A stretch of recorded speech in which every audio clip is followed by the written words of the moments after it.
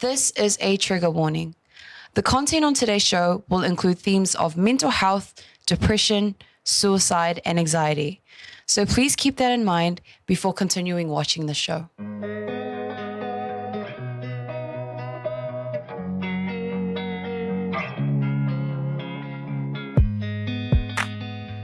Talofa lava and welcome to our Pacific morning show. Great to have you back.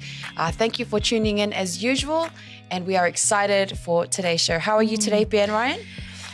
You know what? I really had to dress up in something bright again this morning just to, give off that warm vibe this morning. But I'm actually been feeling good. Yeah, I think I'm feeling the warm vibe from your bright clothes. Me too. Good. I really love the colours on that dress. You should wear it more often. I know. I think this might be the dress that I will wear every single day.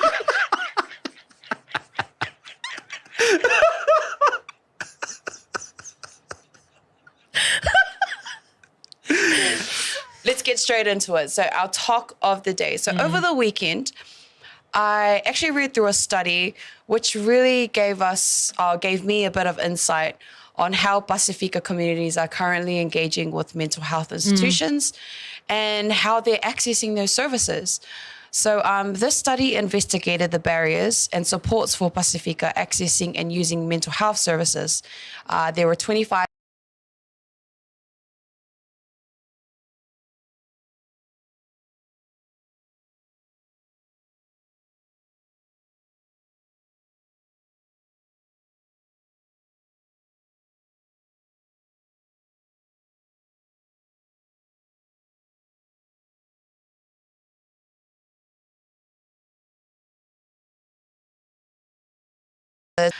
also non-Pasifika providers. They lacked the understanding of Pacific cultures and their values, their practices, and even their spiritual beliefs. And because of this, it was hard to connect. Hard for Pacific people to connect with those mental health providers. It also showed that Pasifika people were more likely to use services if the provider was respectful of Pasifika practices. And they paid attention to developing relationships in a culturally appropriate way. And an example of that would be involving the family. So not just taking them out individually, but instead having, support people there and other ways like that. So this really showed that there needed to be a greater understanding and respect for cultural competency in the mental health industry, and psychoeducation for Pasifika about mental health services is strongly desirable. So I really like the study because it gave us an insight of how we currently engage, with the backgrounds that we're from, and it really shows that there needs to be a lot of work done in this industry. And I know things don't happen overnight, but it's really something that we should pay attention to. Yeah, definitely. Like I understand, and I've seen a lot of work and the efforts that the government and also smaller organizations, have put into addressing, mental health and the well-being of our Pasifika community. But, it's not like you mentioned, Hannah, it's not an overnight fix, and it's still like an evolving thing, and we're still trying to get used to it. We're still trying to. It's such a taboo subject or topic to talk about, but we're talking about overcoming barriers, and we've seen that there's links to help us. But I also wanted to bring up the studies that's also found that Pasifika experiences with mental health, there's a relation to poor health. And poor health is a massive contribution to mental. And, it's poor diet, the lifestyles, and its behaviors. So according to studies, there's just no cure to depression. And, I think that if we just focus on, and this is why my talk of the day, is how we can recover and continue to live a long and healthy life with natural remedies and just things that we can do every day, like that we can exercise in our daily routines, which is, first of all, understanding. Read. And we're not saying to go read the whole book. We're just saying read parts of what it is about mental health that is going to, so you've got a better understanding. Exercise, 15 to 30 minutes walk every single day, or just a 15 to 30 minute walk twice or 3 times a week. Healthy eating, this is the big contributor. Yeah. It's, and I think we're surrounded by, fast food outlets, but I think it's really important to watch what you eat. Plenty of water. And the simple routine. And we're not saying to change everything that you're doing in life. No, we're just simply saying, wake up, do your bed. Just focus on one thing at a time. And I think it's really important to get into a routine. And people, as soon as they say routine, they map up the whole day or the whole month. Yeah. Focus on one thing. The small things, The right? small things. Yeah. And definitely reduce of alcohol. And don't dwell on your problems, things that you cannot control. And also your vitamins. You've got your vitamin C's, the omega, factor into it. And it's just simple, like having oranges. Check out the links that we will share, because it's important. Like fruits. There's a lot more to depression than we think, and it actually is a serious medical condition. So please, although the natural remedies are great, this is just a few tips on how to overcome it if you're not a big fan of going straight into, seeking advice. But I strongly suggest please seek medical and professional help. I really appreciate you saying that. And I do want to highlight the importance of a routine, especially for someone who might be feeling lost. Yeah. A routine is a good way to find your way back to being found. Yeah. And I know that if you do have trouble establishing a routine, one thing I know is that if you try and do something consistently for a month, then it'll become a habit and it won't be as hard to do that thing anymore. Yeah. So no, I really appreciate, and also what you were saying about the fast foods that our people are eating.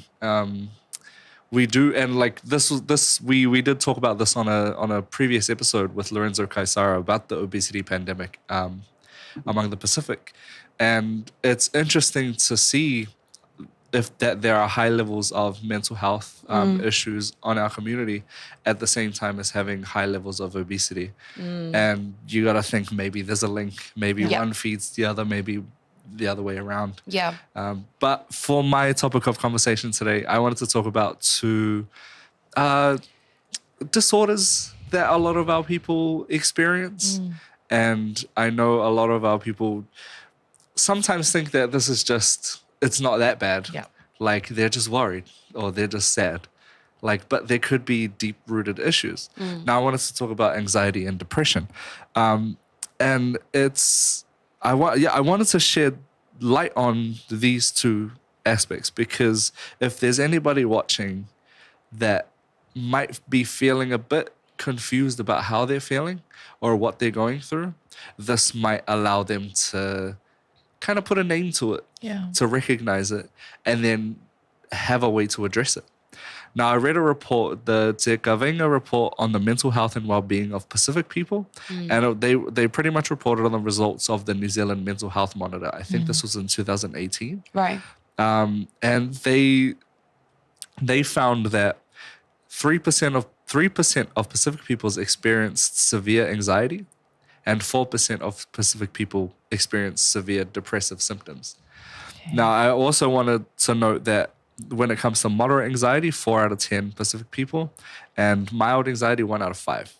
Now, that's a lot of people. The numbers seem small, but if you put it into a larger context, that's a lot of people. For depression, 1 out of 10 people experience moderate depression, And again, 1 out of 5 experience mild depression.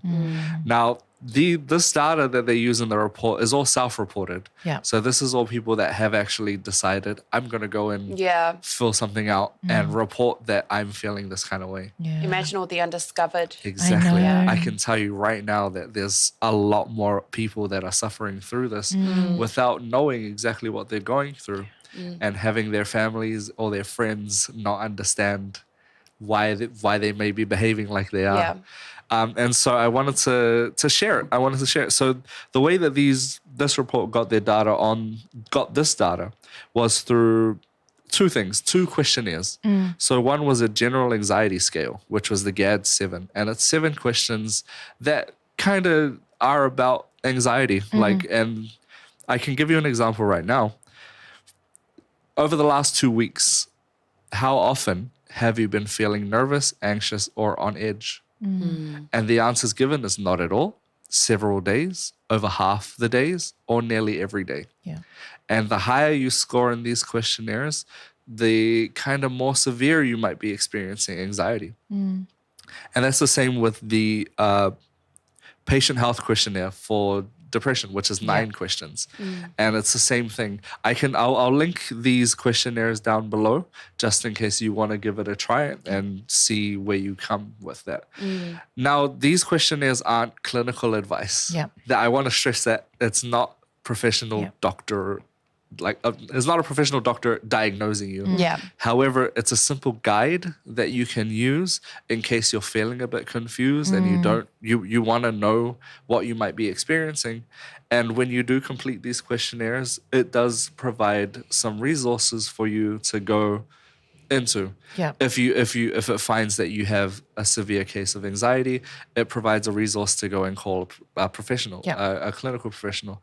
So I just wanted to highlight this and highlight these questionnaires so that our people can kind of better get to know themselves and better understand what they might be going through. I also just wanted to note on that study that they found that people who were of mixed Pacific heritage and with non-Pacific heritage were more likely to experience mental disorders than those of sole Pacific heritage. I thought that was just an interesting tidbit that I could bring up from that from the report. That's super interesting. And I know before the show started, me and Bear did do that test. Yeah. We won't be sharing our results, but it was very helpful. Yeah. Right. Now, I think for myself, we share a lot, but when you sit down and it's a very short questionnaire, but it actually makes you think about your week. You're like thinking, shucks, you stop and you focus. Okay. And reading it, as opposed to listening to audio, and watching, it's different as well. And I think sometimes it needs to be highlighted in front of you.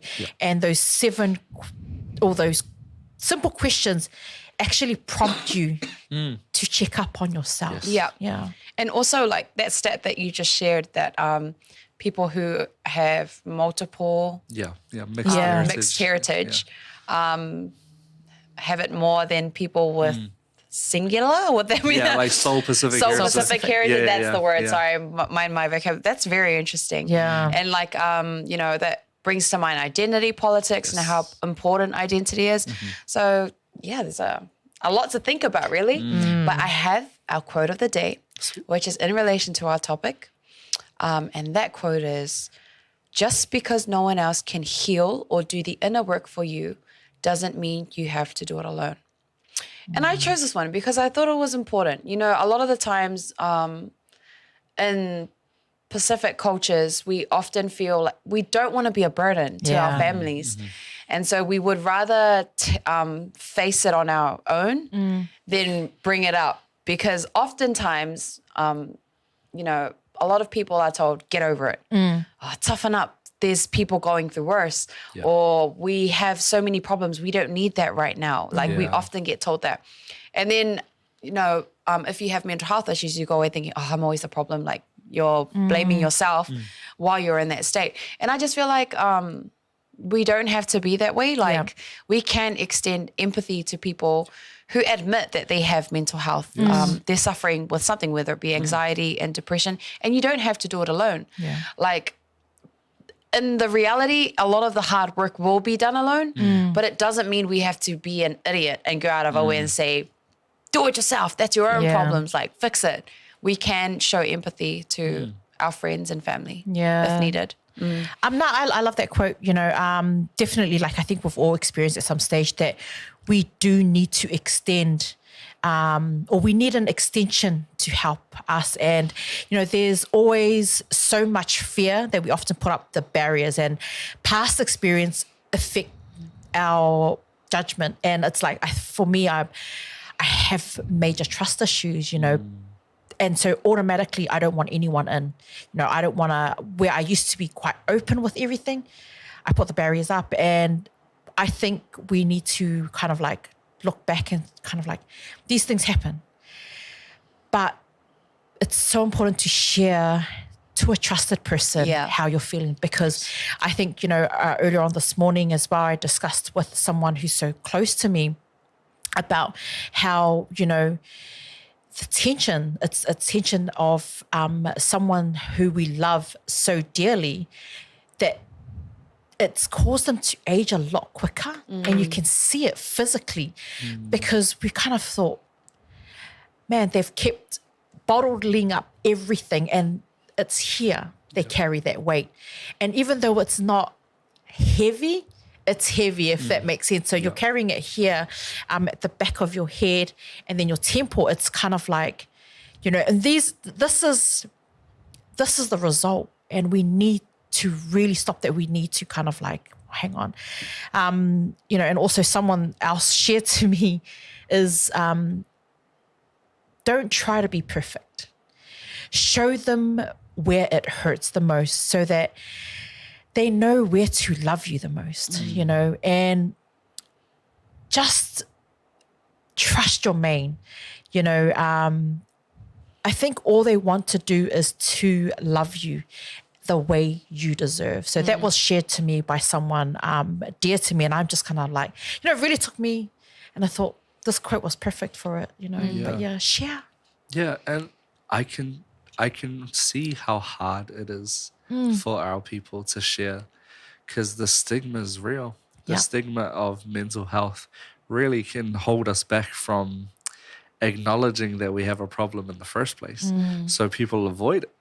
And with the rhetoric around being strong and hardening up, like that is the most unhelpful advice you could give to anybody. And I want to highlight this especially for our PI men, because, I don't know, toxic masculinity, it seems like our men are held to a standard where we have to be hard. We have to be strong. We have to be flawless. We have to be unwithering in our lives, and we don't want to talk. And we hold each other to the standard, and it's really bad. I am glad though that there is a growing culture of people that are talking about mental health and opening. Absolutely. Like, we got the podcast Mandate. I really like that they've created that space for men, and also for the boys podcast that they often discuss these kind of things. So it's really good to see that space kind of like grow. And like those conversations need to be constant. They need to be present everywhere. Like, it's nice to have them in a podcast, but if you could have it at the workplace, if you could have it in the kalapu, you could just have these conversations all the time and make sure that people are expressing how they're feeling inside. Now, and today we have a really special guest coming in the next segment. We have Isoa Kavakimotu. He's a digital media specialist, influencer, and mental health advocate, and he's going to join us to talk about his journey with mental health and then a wider discussion about mental health. Can't wait.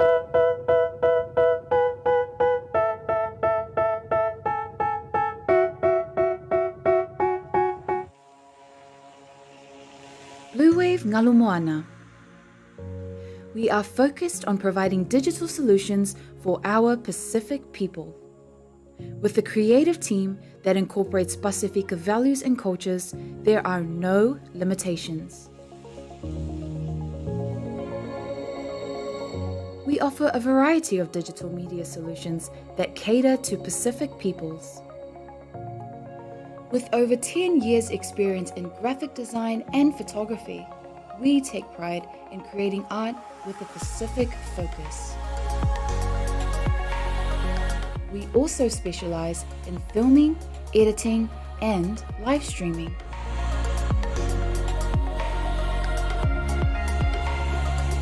A digital media company serving our Pasifika families, Pasifika businesses, and Pasifika communities. Bluwave Ngalumoana. Live and breathe Pacific.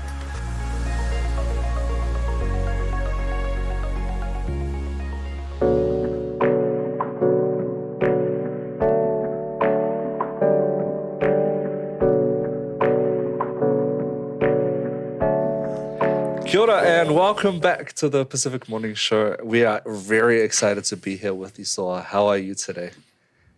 Yes. I'm good, thanks. Happy to be here. We really appreciate you coming and giving up your time to spend time with us to have a bit of a discussion about such a deep topic. Yeah. Today we are, as you know, we're out talking about mental health, and we wanted to look at it in the lens of mental health in Pacific communities. Now, it's not often an important subject, and a lot of people say that it's a Palangi disease, that it's not something that Pasifika people go through, but the reality is it is.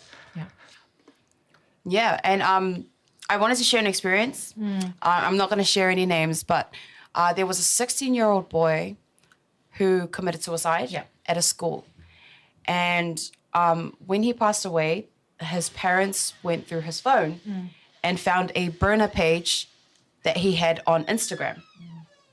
And this burner page shared very sensitive content. He shared images of him with self-harm. He also shared paragraphs of the experiences he was facing that really hurt him. There were 6 people following that burner page. It was a private page. And so the family and the police questioned the 6 people that were following, who were also students of the same school, and asked, why didn't you guys tell someone about this? And all those students came back and literally said, you don't do that. It's a lot of youth do it. It's normal, but you're just there to kind of validate or kind of show that you've seen what they're going through. But you're not supposed to give them advice or say, hey, I'm here to talk to you, because you get blocked that way. So this is where we are right now. And they are of Pasifika descent, which is, I have no opinion on it, but it is very telling of the fact that youth are finding it hard to find people to confide in. And now they're on very unsafe spaces. Social media, the worst social media. I mean, going off what Ryan said, hand on heart, mental health doesn't discriminate.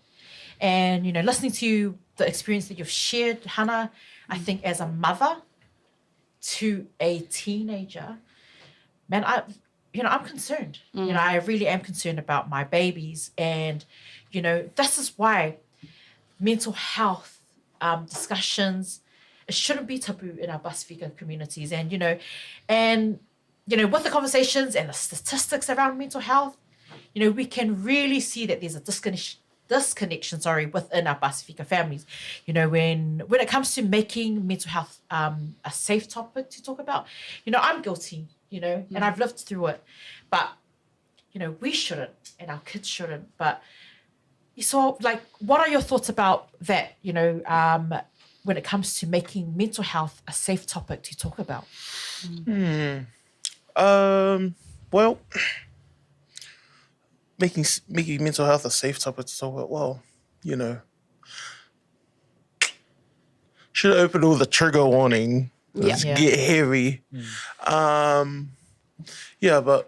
trying to remove that stigma that, because instantly you hear, the first thing you hear, especially from people who haven't experienced it the way you have, oh, it's all in your head. Oh, harden up. That's the typical thing that, we resort to. That's the male response, really. And that's why I was so happy that, all black icons like John Kerwin came out and was public with his own struggles with depression. Doing your best to remove that stigma is,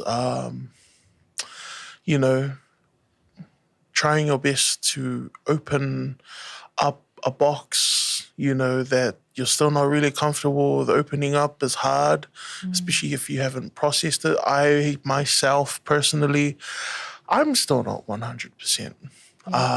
What is it? Earlier this week, me and my therapist do this thing where we check it. Sorry, I'm like jumbled mess.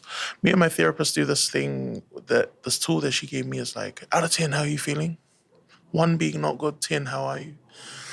If I could characterize how I was doing this earlier this week, I was at about a 3, which is not good.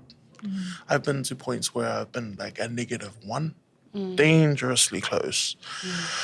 And then, after yesterday, I was at like a 9. Like, I felt great, But, trying to create safe spaces, opening up about mental health is hard because it's such a wide spectrum, different people process things differently. Yeah. And, the way I might, handle a situation won't be necessarily the way Hana, processes a situation. And I think that, tying back to what Hana had shared earlier about, about that kid who had sadly taken their own life, when you're that age, you don't know. Yeah. You're young. Yeah.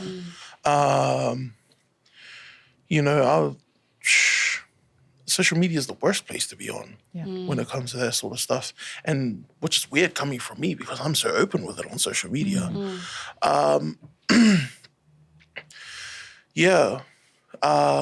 Because when you're that age, and especially for like the cops and the parents and all that, they're like going, hey, why didn't you tell anyone? Yeah. Because there's no trust. Yeah. We don't trust you.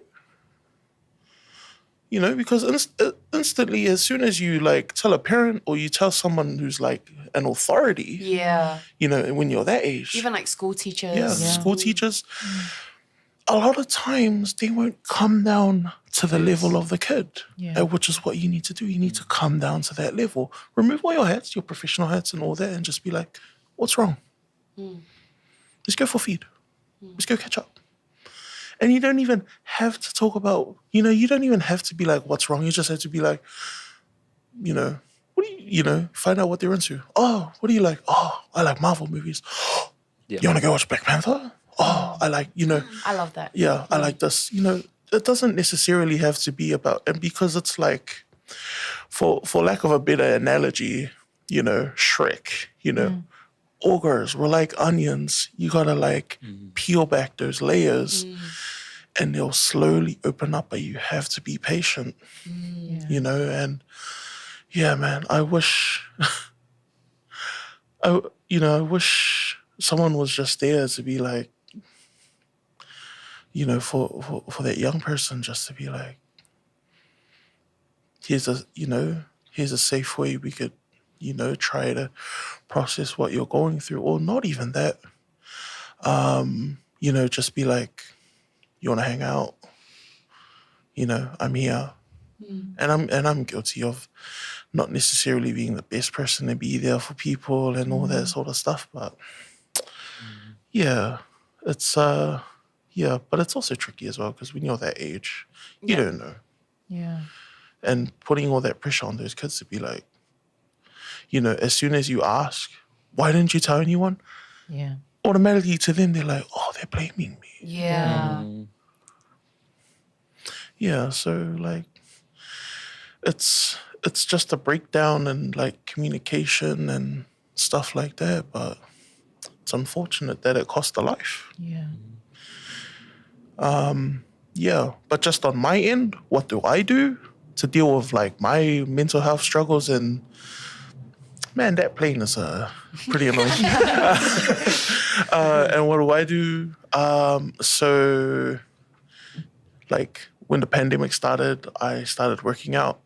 Exercise like really helps, which is like I'm on a weird spectrum. Like I put on weight that I had lost, and like now I'm back on the bandwagon after some injuries. But another thing, I see a therapist once a week.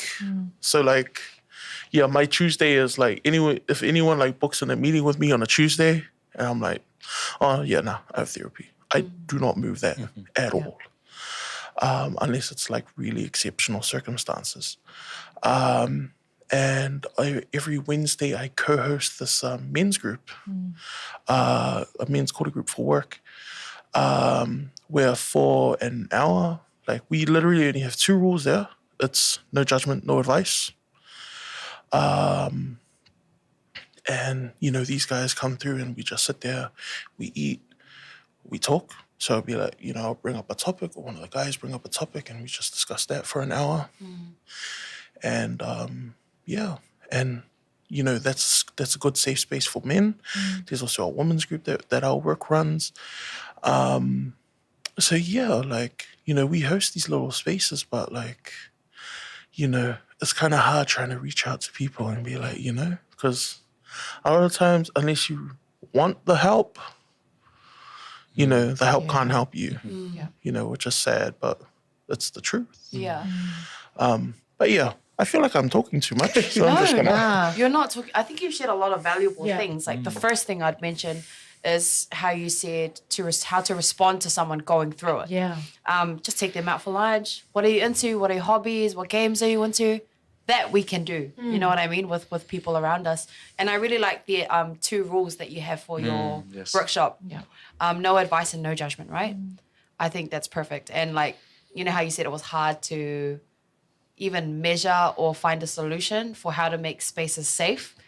Because when you're in that mindset, damn it, the thought left my mind. But when you're in that mindset, you won't accept help until you realize, holy crap, I need help. So you kind of don't need someone telling you logical things. You just want someone to listen to really and be there for you and validate the things that need to be validated. Like, I matter. But this is just me sharing my experience. This is not a reflection of anyone else. When I was dealing with anxiety, high anxiety, you just wanted those simple things validated that we all need as a human. Like, you know, when you're a baby, you want to be cared for, hugged, loved, and everything.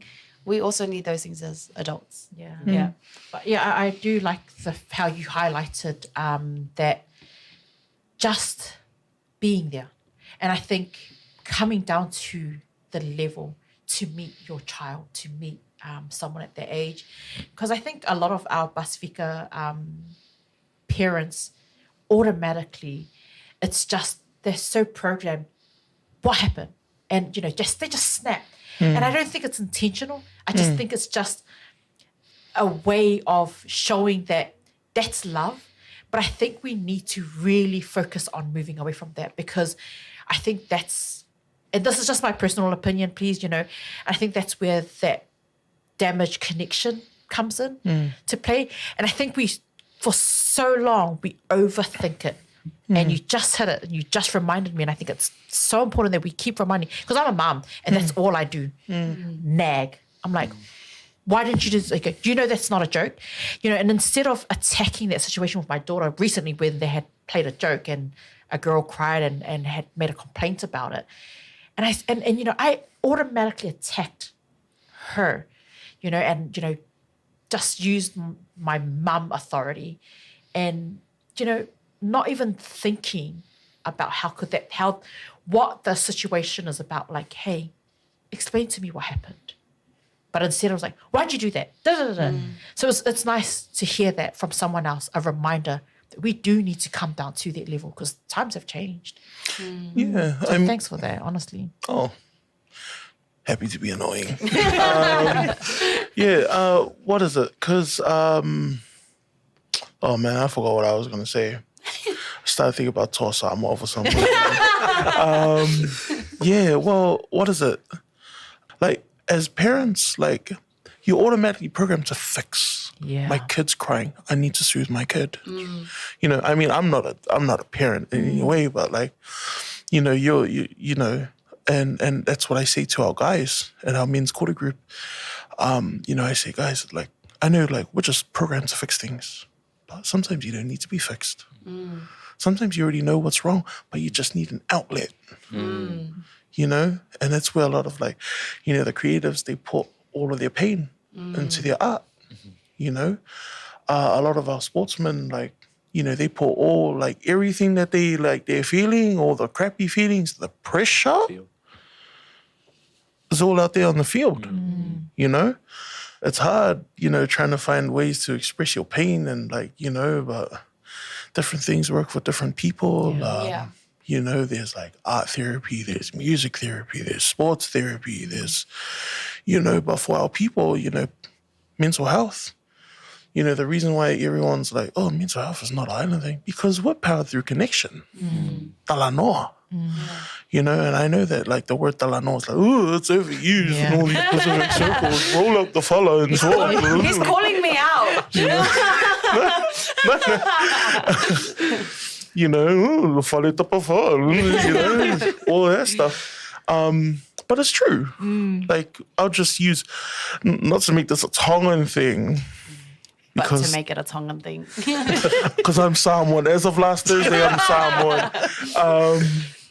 But, like, you know, our ancestors, like, they're driven through connection, you know. Whaikawa, the sacred circle, you know.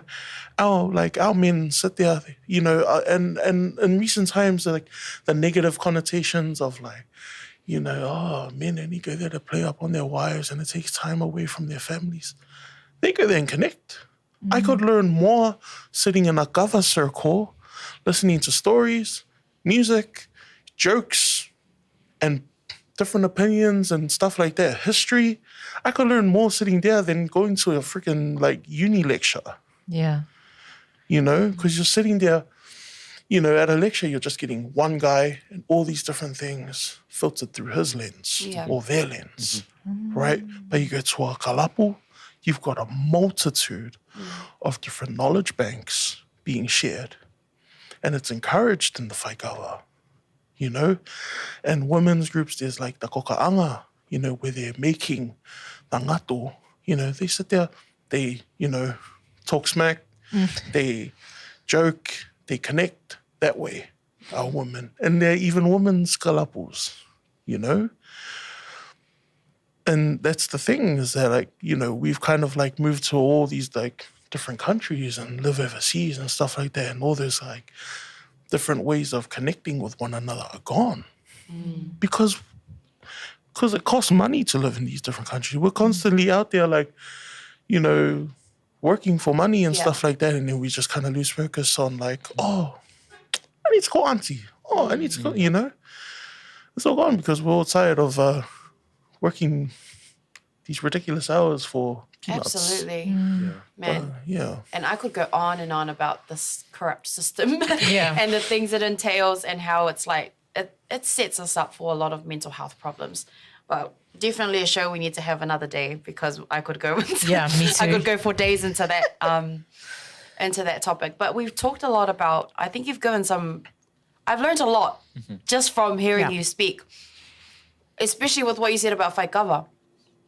Learning, using, you know, that method of bonding and socializing is a good way for men to get together and laugh, joke, and do what they want to do. So, you know, we've discussed that a lot of Pasifika youth do find it hard to find a safe space to talk to about their mental health issues. And, you know, Isoa, you've shared openly with the public that you have had mental health issues and you're currently dealing with them. But Go to therapy. go to It therapy. works.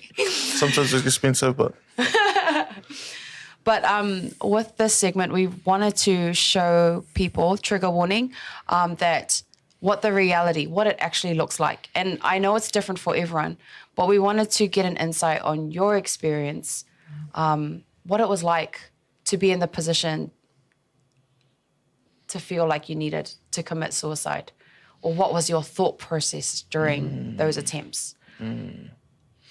Okay.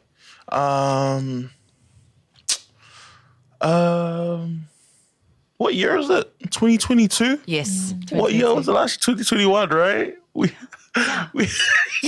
Oh my gosh. sorry, I'm just trying to backtrack Yeah. my time so that everything just feels like a blur. This whole pandemic just feels like a blur. Yeah. So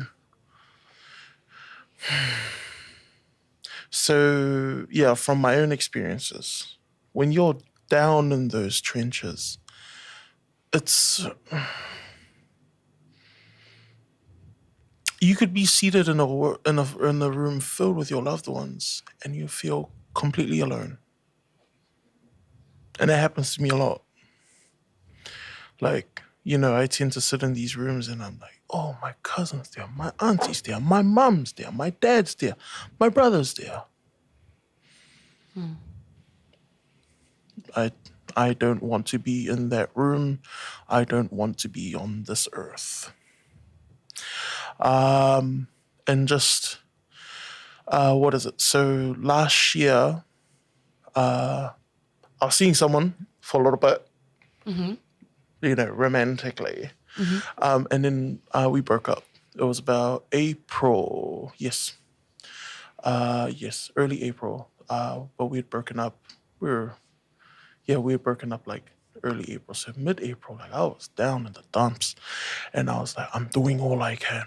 Okay, I need to back at the gym. Okay, this is cool. Like I'm getting that endorphin rush. This is before I started going to therapy. But I'm walking, I'm moving, I'm not sitting still. I'm letting myself cry. That's something that goes, especially for guys, nah, don't cry. Crying's for pussies. No, you can cry. Trust me. I've seen my dad cry heaps of times. I almost cried when I had to explain Inception to him in Tongan. Oh my gosh. And I did it successfully. Anyway, what is it? Yeah, and yeah, just giving myself space to cry and feel my emotions. Probably listening to R&B music wasn't helping, but when you're in your feels, you're in your feels. And so every night following my breakup, I was walking my dog. And this is the genius of my dog. One night, I was walking my dog, and I was just walking him, and I was just in tears for the entire walk. And the good thing is that it's at nighttime, so no one knows. Yeah. And the entire time, I was just in tears. And then we get to the end just before the turnaround point to go home. And trigger warning. I see this tree, and I'm holding my dog's rope, a very long rope. And those of you guys who know my dog, he's a pocket filled with energy. You take that leash off, he runs. And I was just like, no, this is it. No one loves me. The only person who I thought would love me broke up with me. There's no one here. I feel alone. I'm done. I don't have a job. I got nothing to look forward to. And that was honestly where I was in that moment in time.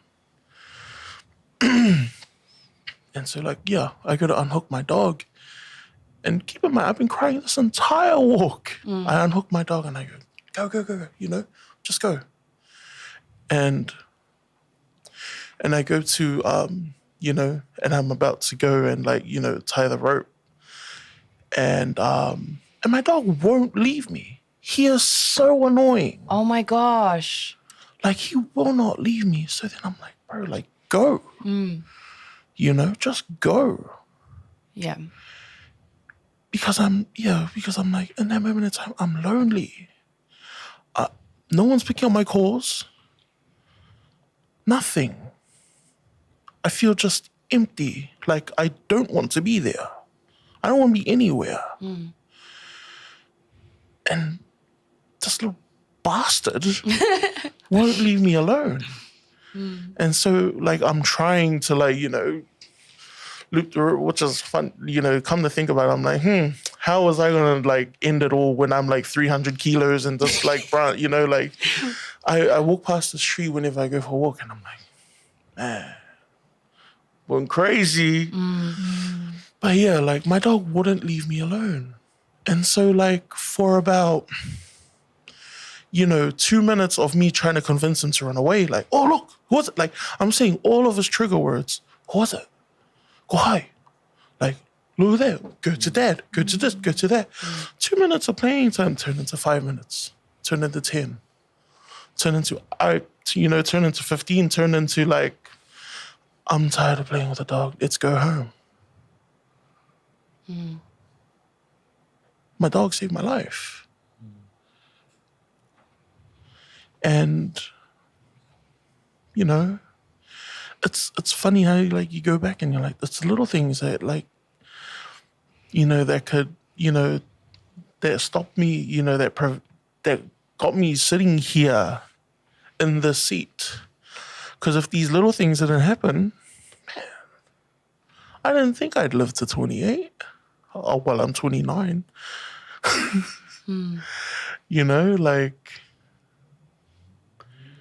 One of the other times I tried to like, commit was one night when I was just inebriated. I was drunk, obviously. And we all know that drinking plays a big part in a lot of completions because that inhibition's gone. And so, yeah, one night I was just drunk, lonely, Simon Street overpass. And then I was like, well, there's no one here to hang out with. Oh, that looks nice. Like, looking down, you're like, oh, that's such a pretty view.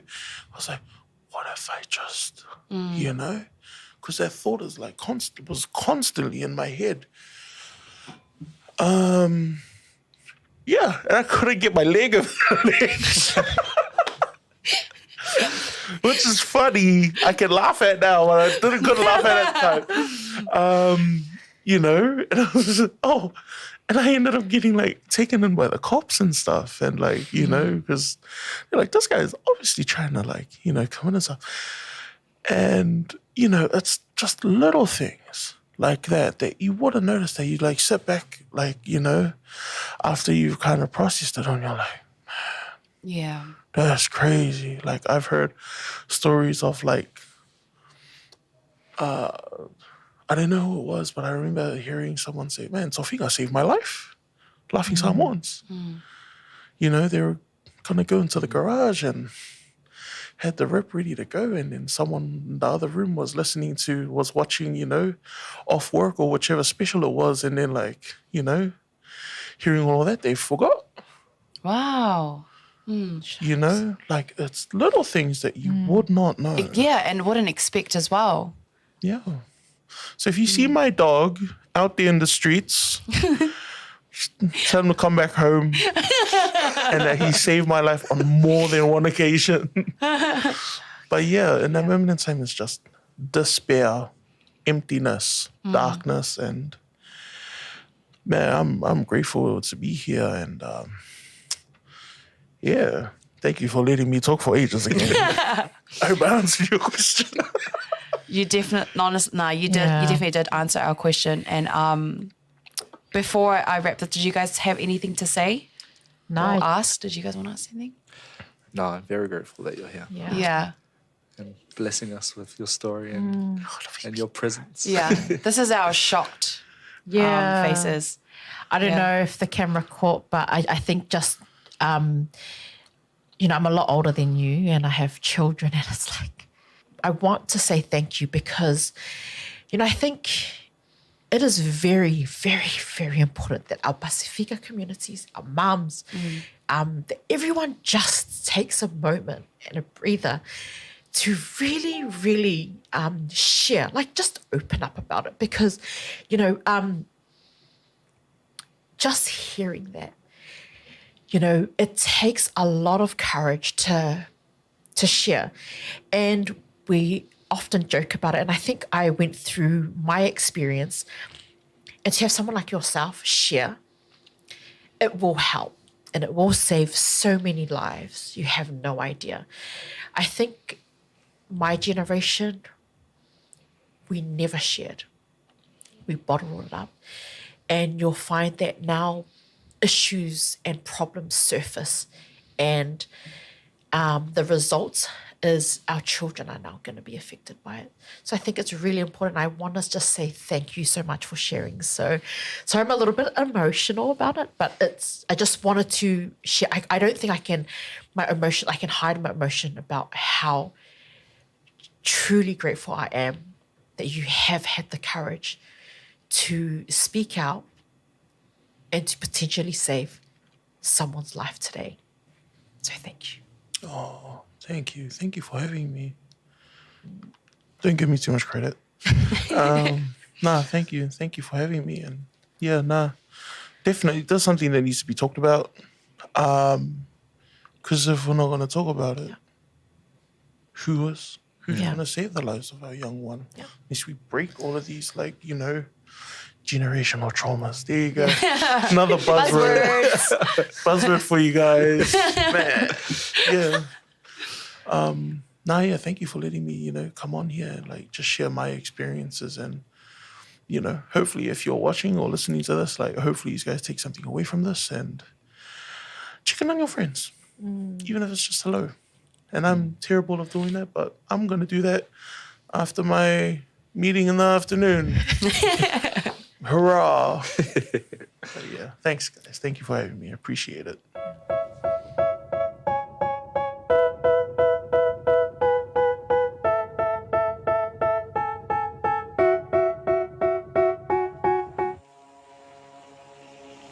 Bluwave Ngalumoana. We are focused on providing digital solutions for our Pacific people. With a creative team that incorporates Pasifika values and cultures, there are no limitations. We offer a variety of digital media solutions that cater to Pacific peoples. With over 10 years' experience in graphic design and photography, we take pride in creating art with a Pacific focus. We also specialize in filming, editing, and live streaming.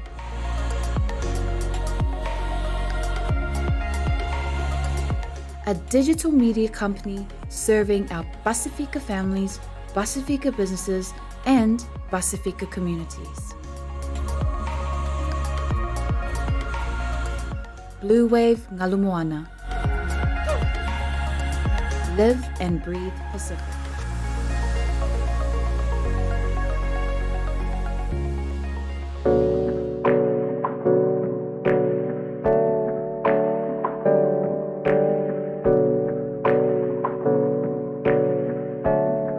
Good morning and welcome back to our Pacific Good Morning Show. We are here with epesgirl.com, blogger and writer and graduate applied psychology student, Anasha Epenesa. How are you? Hi, I'm good. So good to have you on our show. Thanks and for so having thankful to have you here to share your experience, because I feel like it's very important, especially in our Pasifika community, to normalize these kind of conversations. So Anasha is a victim to narcissistic abuse, and I'm just going to give her a platform and a chance to just explain a bit of what she's been through. Cool. Thanks so much for having me. So my name is Anasha Epenesa. I'm a recent blogger and writer, and I'm also a psychology student, and I am Samoan, Tokelauan, and Kiribati and Tuvaluan.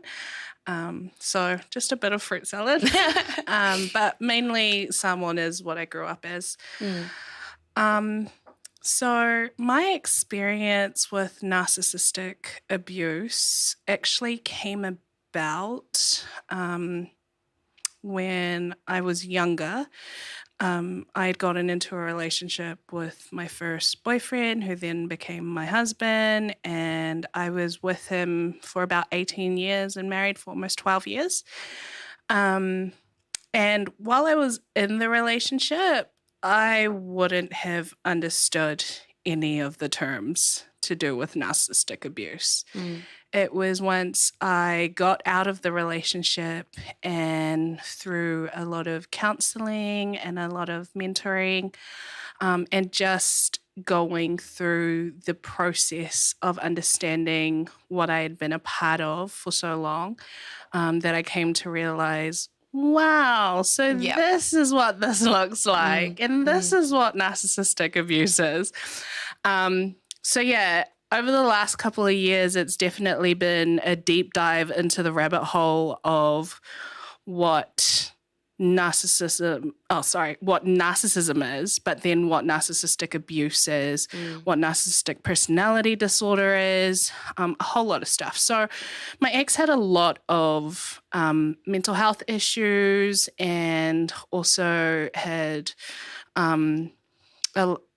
almost a multiple personality disorder. So there was a lot of that involved in why I stayed so long. On top of that, I'm a Christian. I was raised in a Christian household. I went to a traditional Samoan church for a lot of my formative years. Right. So when you get married, it's almost like once you marry, you're married for life and you don't give up on that. So there was this thing in me that was like, oh, I have to stay married to this person even though they do all this crap to me. Unfortunately, when it comes to narcissistic abuse, a lot of the time it can also look like domestic violence abuse. So I've been through everything at the hands of this person: physical, sexual, emotional, spiritual, financial abuse, like all of it. And under this spectrum of narcissism, you have covert and overt narcissists. And my ex was a covert narcissist. So it's the really insidious one because you actually don't recognize it. When you meet them as people, you're just like, oh, they're really cool. They're really humble. Like, they're so unassuming. They're not, they seem harmless. Right. Except behind closed doors, it's a totally different story. Behind closed doors, it's always about the power and control dynamic, how they can get you to be their narcissistic supply. So pretty much anything that bolsters them and makes them feel better. The thing about narcissists is that it actually comes from a place of deep insecurity and deep wounding. So it tends to start in your formative years. And narcissists in general are like we all, as the human race, we all have narcissistic traits. But when it comes to this in particular, when you have narcissistic personality disorder or you're a narcissist in your nature, it's almost like you're a sociopath. And you don't function the same way as other people do. So you can't feel things like empathy or true emotions because it's almost like they're dulled down. So going through this, like I'd met this person when I was 11. So, right. And this person being my best friend, like I didn't ever think that he could ever hurt me or be cruel or be mean. So by the time I was 15 and our relationship had turned romantic, it then became this thing of me always trying to make him happy. And the thing is, like, my family at that time were just like, what are you doing? Why? Like, my parents absolutely did not agree with me being with this person, but they were very much trying to do it in a way where I was like, you're still too young. We know you're in 7th form right now, but you actually still have a lot of life to live. Yeah. You've got so many opportunities ahead of you. Don't get into something so quickly. But because he was my best friend, it was like, no, I want to be with this person forever. Did the criticism that you received from your family kind of like make you want to be with him more at that time? in the sense that I felt like he was the only one who understood me. So I've always been a bit of a nerd, precocious as a kid. I wasn't your typical Samoan girl. Yeah. I talked like a mini adult from when I was little. So, and by the time I was in 7th form, I was 15. So I was 2 grades ahead, and he was my peer level for school, but I was still 2 years younger than everyone else. Right. And on top of that, I was quite outspoken when I was younger. It's so funny how age matures you and just shuts you up. Yeah. Because life happens. Yeah. But yeah, so at the time, like, guys just wouldn't talk to me at all, probably because they were either like, she's so weird or intimidating. Whereas this particular person didn't care about any of that. He was just my bestie who I could laugh with, we could hang out, we could talk about our crushes, like stuff like that, like normal teenage growing up stuff. But when my parents in particular were like, we know he's your friend, but you shouldn't be getting into relationships, you're not allowed to date right now, it just became like, oh my gosh, you guys don't know me. Yeah. And, you know, when we grow up in our traditional Samoan homes or with traditional cultural aspects, but we live in a Western world where we're taught to think for ourselves and we veer more towards, I guess, European or Western cultural constructs. It definitely clashed, but it just, I guess, made me more sneaky. It was like, well, you guys don't know me the way he does, and I'm just going to stay with him. And bearing in mind, the whole time we were together, he was cheating on me. And even when I knew he had cheated on me, like, he'd say things like, those people don't mean anything. It's you I come back to at the end of the day, and you're my forever person. And words were so important to me that I was like, okay, well, maybe you're not trustworthy in terms of being, like, faithful, but you are my forever person. So it just continued to, like, I don't know, I just stayed in it because he was my best friend and he knew how to make me laugh. Making someone laugh is overrated, by the way. Yeah. I'm just like, they need to do other stuff other than just make you laugh. Yeah. But yeah, so I think from that perspective, also, I had a childhood history of being sexually abused, and because of that, it actually makes you almost like you're easily susceptible to narcissists because of what happens to you as a child in your formative years. It means that when you see certain things as you're older, you're almost desensitized to it because you're like, oh, well, your perception of love and healthy relationships is already warped. So, you know, for me, it was like, this is a relationship where I can see lasting for all my life. So even if he does cheat or even if he does do stupid stuff, this is my life person, so I just have to help him through it. And pretty much from the age of 15 and until I broke up with this person, I was living in survival mode. It was just like every single year I can name something stupid he did, whether it was cheating on me with someone in church while we were youth leaders and he hooked up with someone at church, or having to resign from his job because he hooked up with one of his students when he was a youth worker. Like this whole thing of just him being in a mess and me having to, like, look out and try to clean it up and do it without my family knowing, because I never ever wanted my family to see him as bad for me, and I always just wanted to put him in the best light. So I would hide so much from my family because for me, I was like, no, they can't see this side to him. Otherwise, my dad's going to be like, dump him or get away from him. And so, yeah, for a long time, my family had no idea the depth and level of abuse I was going through with this person. Because the thing with narcissists, and especially covert narcissists, which is the type of person I dealt with, they hide a lot of stuff and they make you feel like having the bare minimum is hard work.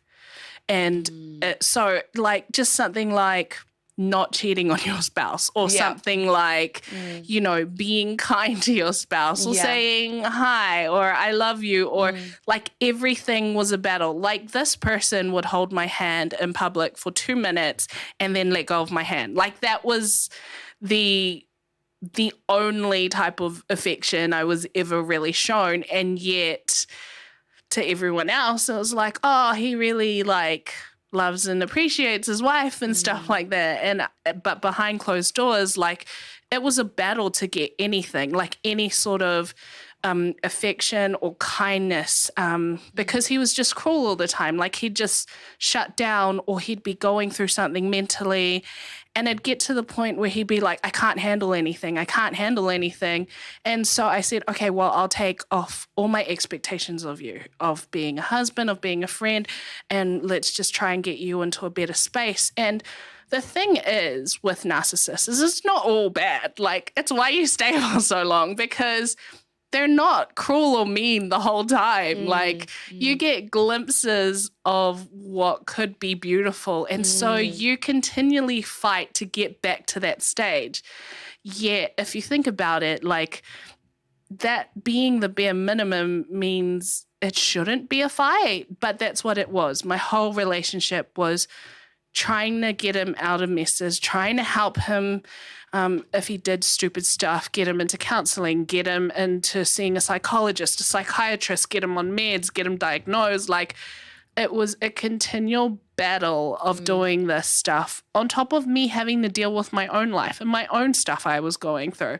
So it got to the point where like I would have to handle everything financially. I would say, hey, you've got bills coming up. We've got bills. You've got this coming up. And he would like spend like crazy on clothes, on gifts, on food. And it would be like, we earn well. Why are we still living paycheck to paycheck? This doesn't make any sense. But he just couldn't stop like any of that. And it just got to a point, like, because I actually hate shopping.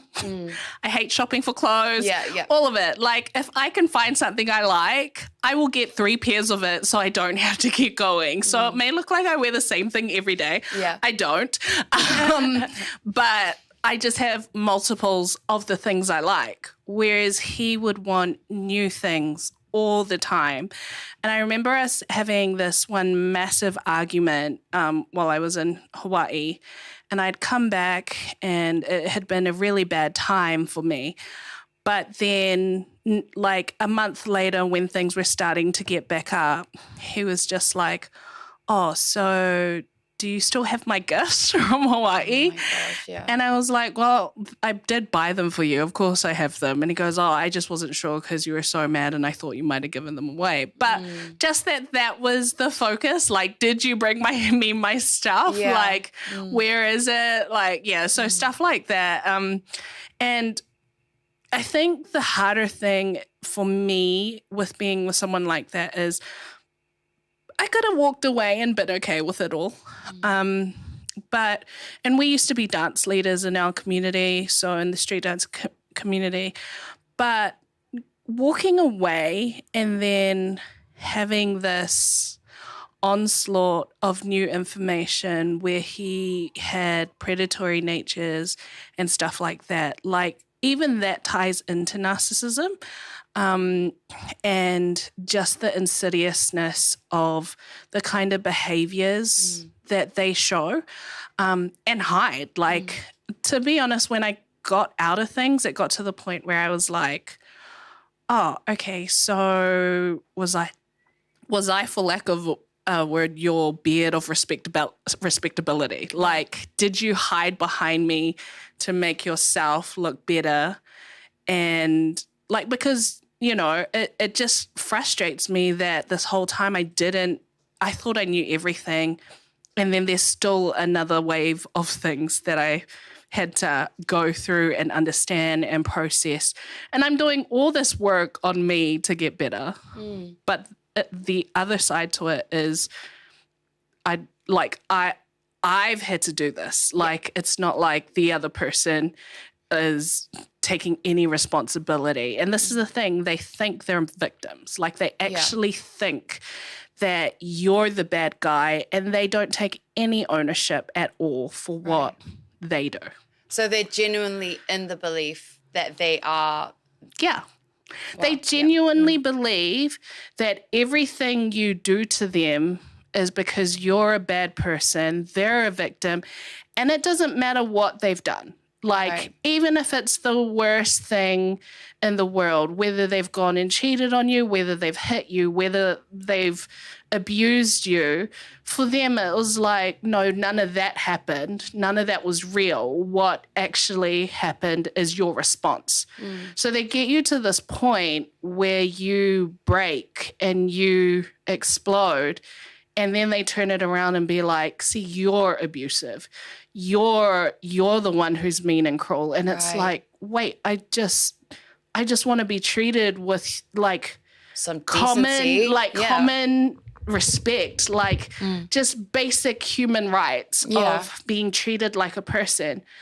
So yeah, it was it was harrowing to say the least. Yeah. But honestly, walking out of it and being in the space I am now, where I can talk about it and not feel burdened by it, and realize that I actually want other women to know that their journeys are important, and that there is so much more that life has to offer than being stuck with these people who take you for granted and use you, because they might not actually want to be with you. They just might know you're a good person. Yeah. And they just want all of that goodness, and they want to bleed you dry empathetically, Do emotionally. they know they want to bleed you dry? Or because you said... So in terms of narcissistic supply, it's people who will give them, because like I said, they don't have normal empathy, the way, like you see someone hurt or wounded, like your first initial reaction should be, I should go help. Yeah. They're desensitized to that stuff. So for them, there's almost another level of needing to be cared for where it's wholly about them. So you wanting to help them, you saying, no, you are worth it. You are, I've got multiple messages and texts from my ex where he would just explode at me. Because I would just question a little thing like, why are you spending money like this? Or was that really wise for you to be drinking when you're on meds? Like stuff like that. And he'd explode at me and just be like, F you, and like just cussing me out. And then a couple of hours later, after I've been eviscerated emotionally and just seen all these words of death thrown at me, a couple of hours later, he'd just be like, oh, I'm so sorry, Bubba. Like, I know, like, I'm always like this. I'm up and down. And that's what you fall for. You fall for the, okay, he knows he did wrong. Like, okay, let's try again. And it's always just enough to keep you going. Right. And as women, like, we're nurturers. So, you want to, like, look after people who you feel have been entrusted into your journey, into your life. And, you think you're signing up for a partnership, but really it's like you're being with a narcissist, and even a covert one. It's like you've signed up for a life of being everything, like a mum, a wife, a bestie, like all of it, but it's on steroids, and it drains you. It drains the life out of you, literally. Like when people meet me and hear my story, they're like, oh, you're so strong, or, oh, you've been through a lot, so proud of you. And that's great to hear, but it's my body that wears the trauma. Right. So like, I'm still processing and I'm still walking this out. And even now, it's tough. I have days where it's really hard, where I'm like, did I actually go through that? Did I spend 18 years of my life wasted with a person who had absolutely no intention of ever being better, of ever wanting to get better, of just continually running from their stuff as opposed to healing and dealing with it. And it just, sometimes I'm baffled at myself because I'm not dumb. Like, you know, no, you're definitely not. Like, you're like the biggest bookworm I know. Like I like to study. I like learning. And yet it's really hard because it's like, how did I get so sucked in? And even my counselor, who is absolutely amazing, she said this is, unfortunately, it's quite common for girls or for young people, even girls and guys. I'm not just speaking for females, like, because girls can be horrid narcissists. But yeah, even my counselor says that the things that happened and the way I continue to stay, a lot of it is a byproduct of being abused so young in my formative years.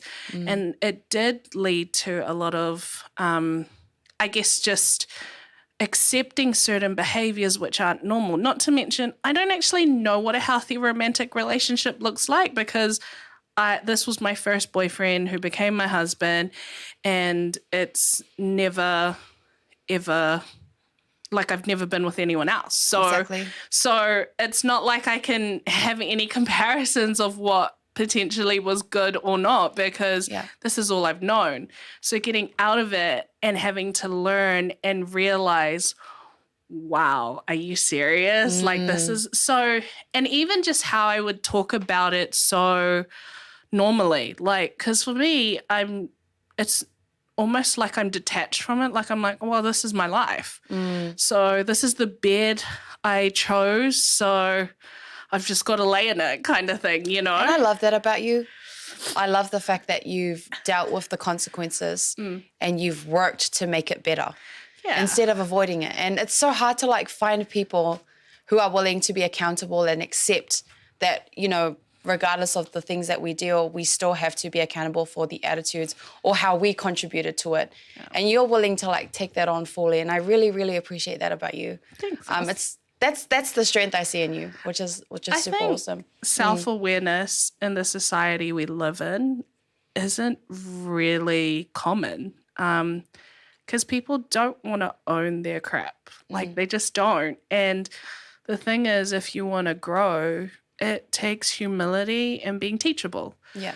So I would hope that if I were to ever get into another relationship again, that it would be from a place of having healed and not visiting my past on this new person, but it would be from a place of wanting wholeness and from wanting a partner, not the same thing. I don't want to attract the same kind of thing. Exactly. And I can't do that if I'm not willing to learn and grow from what has happened. So I think that's a huge thing that we lack in today's society. I mean, social media in and of itself is narcissistic.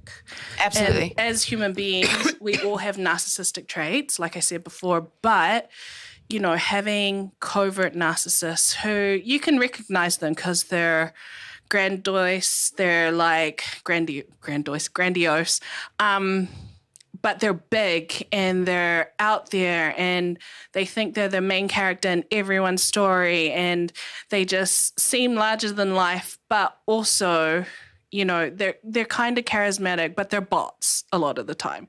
So you can recognize those ones a mile away and you're like, I'm going to stay away from you. Right. But when it comes to covert narcissists, because they seem humble and because they seem harmless, it's actually really subtle in how they get into your life and manage to hook you in, and you stay in these relationships with these toxic people Because one, you probably have toxic traits yourself that you're not willing to own. Yeah. And two, you feel a responsibility to continually help. And this codependency on these people. Codependency.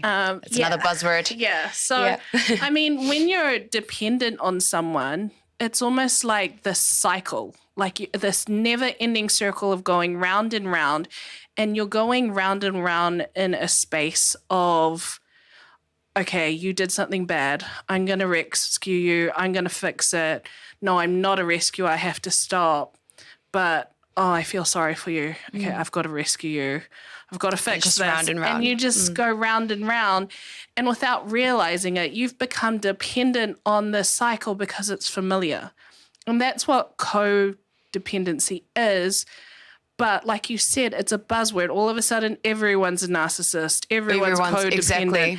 But if you're not actually understanding what these terms are and understanding the depth behind the word, then, like you said, it's just a buzzword and everyone uses this and everyone explains such and such as this. Yeah. Whereas words are powerful. Like you actually have to be careful with what you speak into existence. Like it's biblical. And Absolutely. being a Christian, like I'm very careful with my words because I don't want to say something that's going to harm someone unnecessarily. Yeah. But I also want to be able to call out truth, but do it graciously and with love. So while this is my story and it's been hard, it's just a chapter in my story that I'm closing. Like I refuse to be defined by someone else's actions.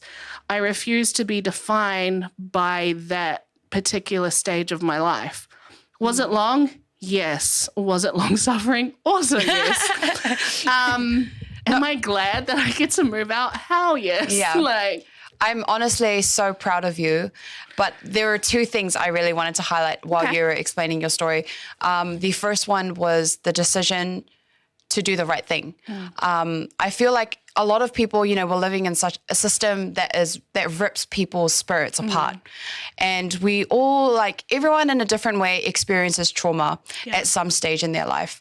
If it's earlier, it's a lot harder to recover from.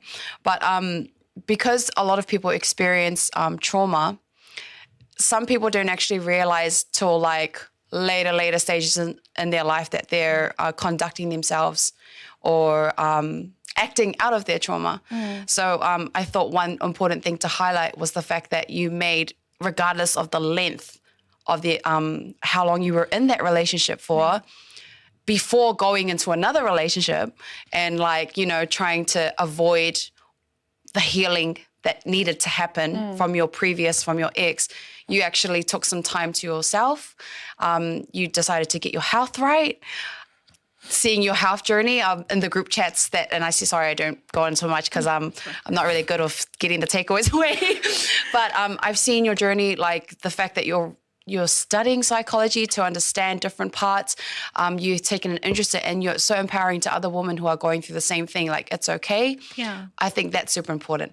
The second thing was the buzzwords. We see it and like you said, social media is narcissistic in itself because we scroll and we have that confirmation bias by the content that we watch that is from the algorithm of our own thumbs and fingers. And I'm guilty of it. I see something and I'm like, oh yeah, so that's what that means. So then at the end of the day, we're calling all these people, this person's a narcissist, when we don't actually know the true meaning of what it actually truly means. Exactly. And I'm a huge believer in what you said as well, be careful of the words you use.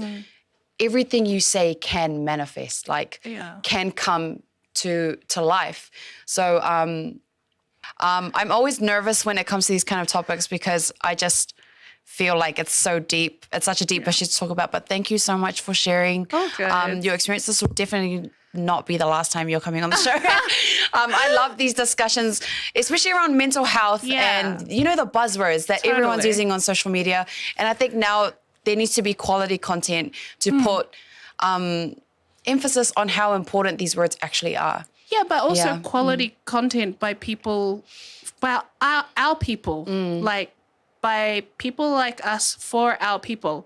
I don't want to be seeing any more Western Palangi people talk about my people anymore. Yeah. We're educated enough, we know enough to actually be in these spaces and educate our own people. And I'm Samoan. I don't need someone who's Palangi or someone else who's from another space or another culture telling me how to deal with my stuff when you have no idea the cultural dynamics, the Western dynamics, and even the spiritual dynamics. Like, we come from a very spiritual culture being Samoan. Like, we're very traditional, but we also believe in God. Like, that's the foundation of who we are.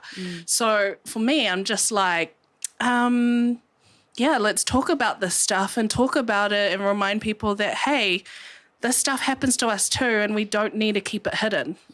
So yeah, I've got quite a few cool blogs coming out about these stuff. So we will be linking the blog to this episode, so feel free to check that blog. For anyone who may be going through a similar situation or know someone, really good read. Shah's like one of the biggest bookworms that I know. Her writing is awesome. A lot of descriptive words from all those fantasy books. She's kidding. I'll cut that out. But honestly, thank you so much from the bottom of my heart, Shah, for coming on the show. We appreciate you sharing your story. Thanks. And till next time. Yeah. Bye.